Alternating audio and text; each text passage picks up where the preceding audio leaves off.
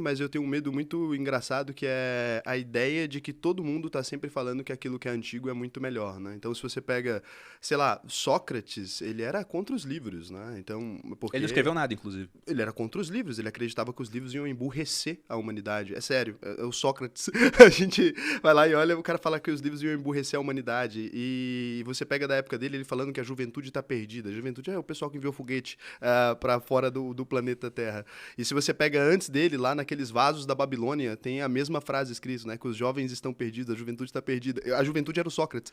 E a gente está sempre dessa. Eles estavam certos, só estavam errados porque a juventude acaba, felizmente, né? O jovem vai acabar um dia, porque ele envelhece, ele amadurece. Mas eu acho que eles não estavam certos. Eles acreditavam realmente que a população tá sempre ficando mais idiota. E o que prova é que eles eram muito mais idiotas. A verdade é essa. Eles tinham um mundo ali, por mais que fossem muito inteligentes, eles eram inteligentes e avançados para a época deles. Mas eles puxaram ali o cordão da sociedade. Só que a sociedade está sempre melhorando. Eu não acredito que ela está piorando de Mas maneira você vê nenhuma. como é engraçado, né? Porque o Sócrates falava isso, o jovem é ruim. A gente fala a mesma coisa hoje. Sim. Falava, o mundo tá piorando, né? Como se a antiguidade fosse melhor. A gente pensa exatamente a mesma coisa hoje. Muita gente, na verdade, quando não para pra analisar, tá falando desse tipo de coisa, embora o mundo esteja melhorando, como Sempre. você mesmo disse. A tecnologia ajuda nessa melhora.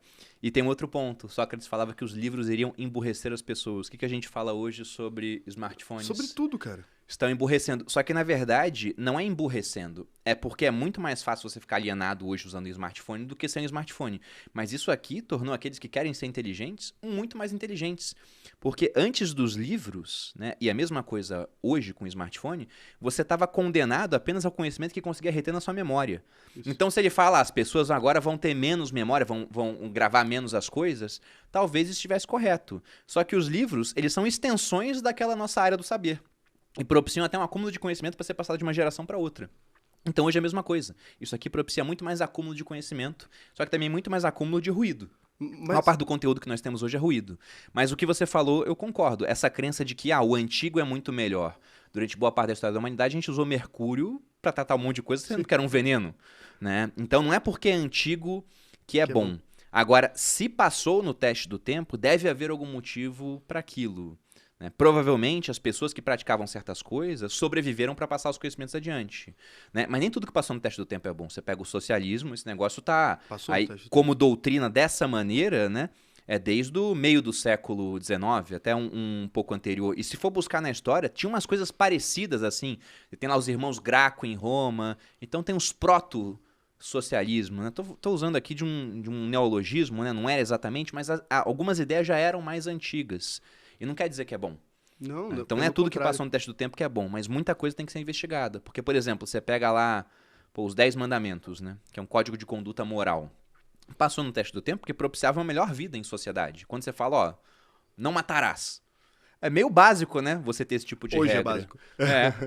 Deveria ser, pelo menos, em certas sociedades. Não vai cobiçar a mulher, né, a cabra, e naquela época lá o escravo do próximo tinha lá no mandamento. Então tinha uma série de regras morais que ajudaram aquela sociedade a se manter coesa. Uhum. Né?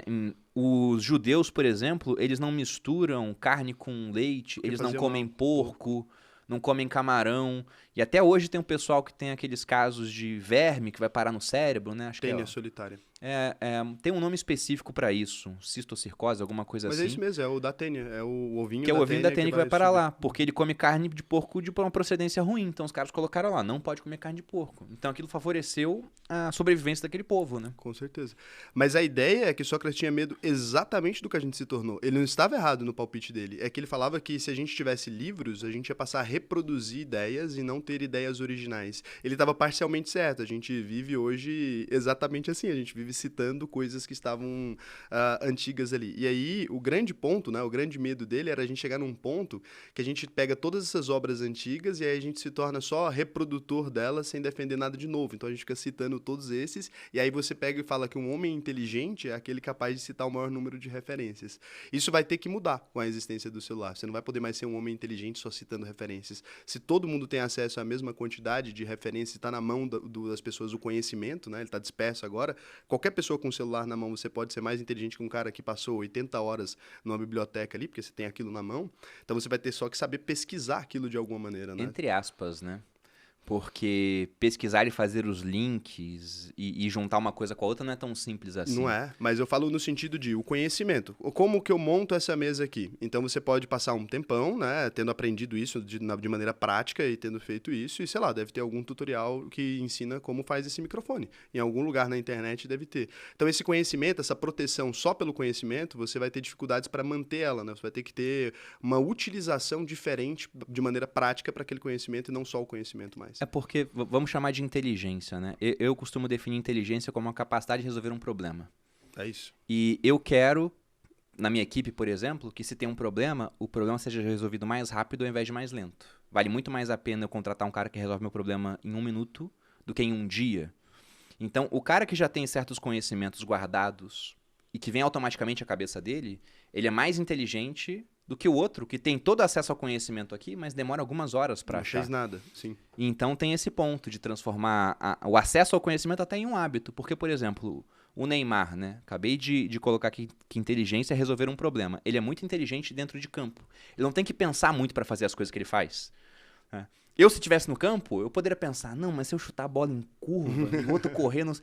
O jogo acabou, cara. Mas o jogo aí já é acabou, a habilidade. entendeu? Esse é o ponto, não é o conhecimento, é a habilidade. Você sabe como é que joga a bola ali. Por mais que você leia, né? Você tem que chutar no cantinho da bola. Você não tem a habilidade para chutar naquele cantinho específico que vai fazer ela entrar lá e nem a habilidade para pensar nisso rápido.